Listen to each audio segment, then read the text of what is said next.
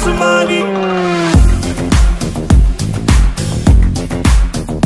लिखी हवा पे इश्क कहानी, और लिखी हवा पे इश्क कहानी। मेरी हीर आसमानी, मेरी हीर आसमानी।